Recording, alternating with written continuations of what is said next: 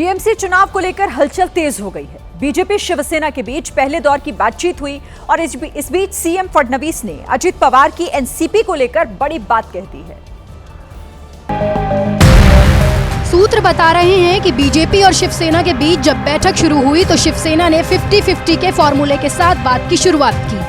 देवेंद्र फडणवीस पहले ही कह चुके हैं कि अधिकतर जगहों पर शिवसेना के साथ ही बीजेपी का गठबंधन रहेगा और पुणे में बीजेपी का सीधा मुकाबला अजित पवार की एनसीपी के साथ ही नजर आएगा। 5 वर्ष चांगल्या पद्धतीनं पुण्याचा विकास केलेला आहे, त्यामुळे कदाचित पुण्यामध्ये राष्ट्रवादी काँग्रेस आणि भारतीय जनता पार्टी अमोरासमोर लढताना त्या ठिकाणी पाहायला मिळतील। पण असं असलं तरी ही मैत्रीपूर्ण लढत असेल, याच्यामध्ये कुठेही कटुता नसेल। हालांकि अजित पवार की एनसीपी के साथ बीजेपी कुछ सीटों पर गठबंधन करके भी चुनाव लड़ेगी। वहीं अजित पवार ने कहा कि जो मुख्यमंत्री ने कहा है वही फाइनल होगा।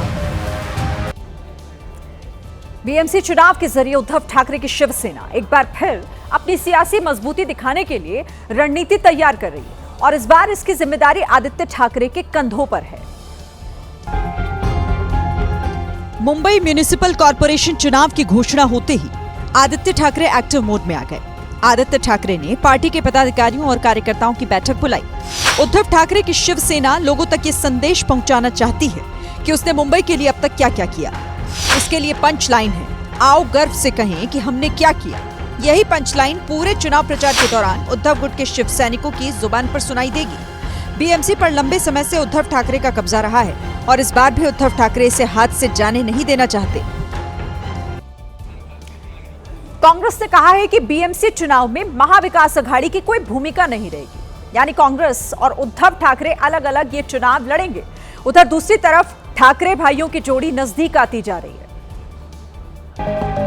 पिछले कई दिनों में कई ऐसे मौके आए जब उद्धव ठाकरे और राज ठाकरे एक साथ दिखाई दिए। माना गया कि दोनों भाइयों में सियासी सुलह हो चुकी है और बीएमसी का चुनाव एक साथ लड़ने पर मोहर लग गई है। इस बीच संजय राउत उद्धव का संदेश लेकर एमएनएस अध्यक्ष राज ठाकरे के घर पहुंचे और अब माना जा रहा है कि इसी हफ्ते ठाकरे भाई गठबंधन की घोषणा कर देंगे।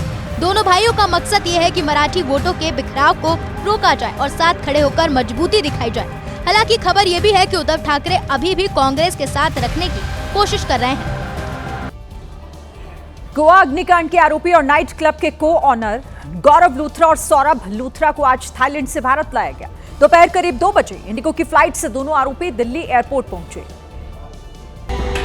दिल्ली एयरपोर्ट पर गोवा पुलिस और दिल्ली पुलिस की संयुक्त टीम मौजूद रही। एयरपोर्ट पर पूरी प्रक्रिया होने के बाद दोनों भाइयों को गोवा पुलिस ने कस्टडी में ली। गोवा के एक नाइट क्लब में 6 दिसंबर को आग लगने से 25 लोगों की जान चली गई। इस मामले में लूथरा ब्रदर्स पर गैर इरादतन हत्या और लापरवाही का मामला दर्ज किया गया है। इसी मामले में अब पुलिस लूथरा ब्रदर्स से पूछताछ करेगी और ये पता लगाने की कोशिश करेगी कि लूथरा ब्रदर्स को हाई प्रायोरिटी के आधार पर ट्रेड लाइसेंस किसने जारी किया था।